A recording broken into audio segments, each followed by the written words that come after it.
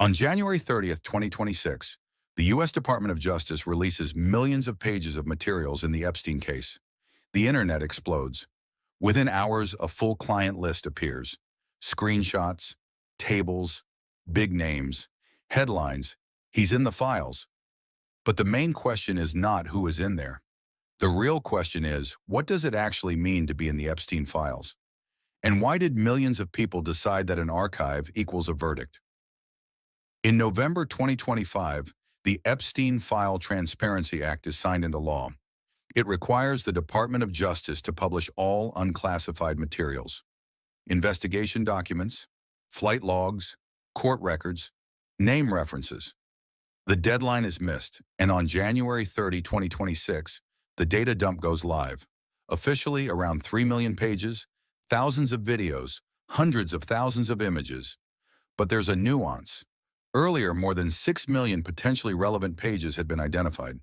3 million were published. The explanation, duplicates, protection of active investigations. Critics say they hit half. And this is where the central conflict begins. People expected a list of guilty individuals. They received an archive. This is not an Excel sheet with columns, name, crime, proof. It's chaos, FBI reports, court transcripts, draft indictments, chats, flight logs, photos, internal correspondence.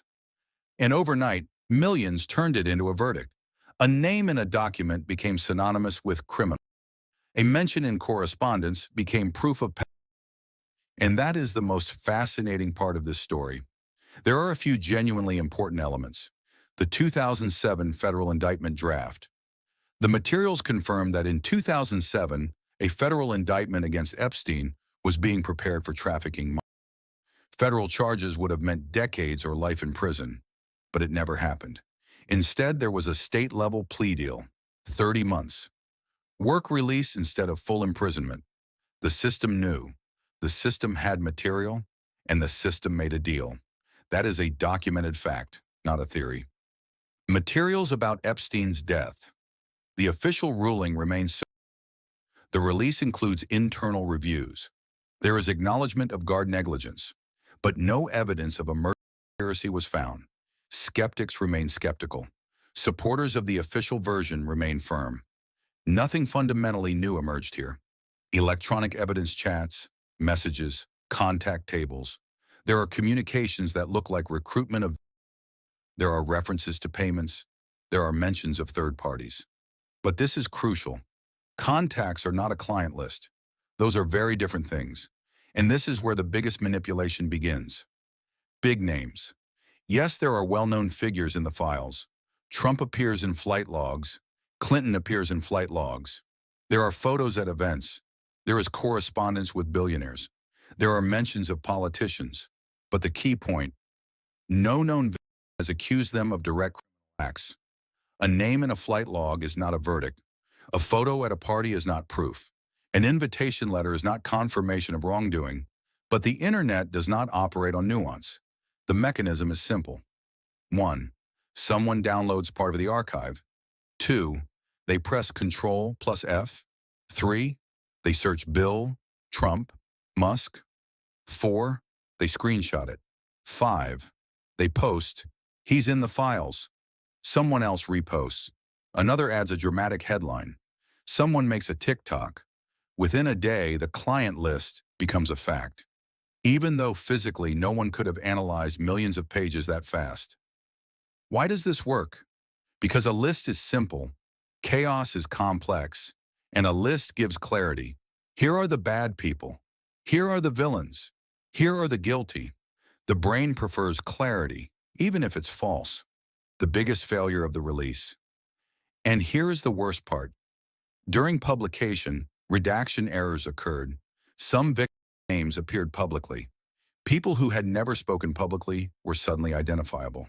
While the internet searched for a client list, real harm was happening to people who had already survived trauma. Stated, the release exposed us, not the men who abused us.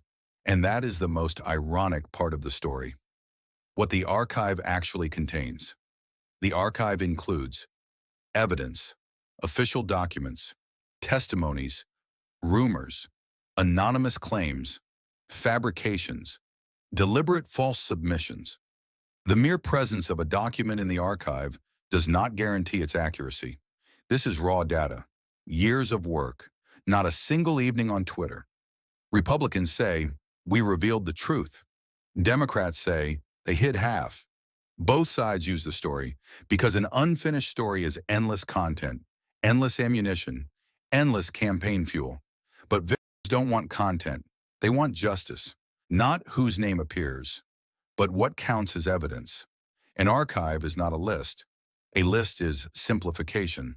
Simplification is convenient, but convenient does not equal truth. Maybe the biggest scandal isn't whose name appears in the documents. Maybe the biggest scandal is who was never charged.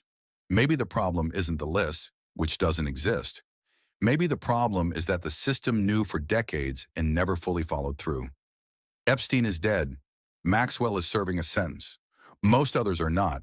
And while the internet searches for a full client list, the real question remains unanswered. Do we want the truth, or is a convenient list enough? Because those are two very different things.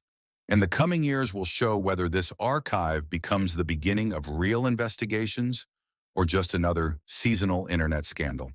And that is far more interesting than any list.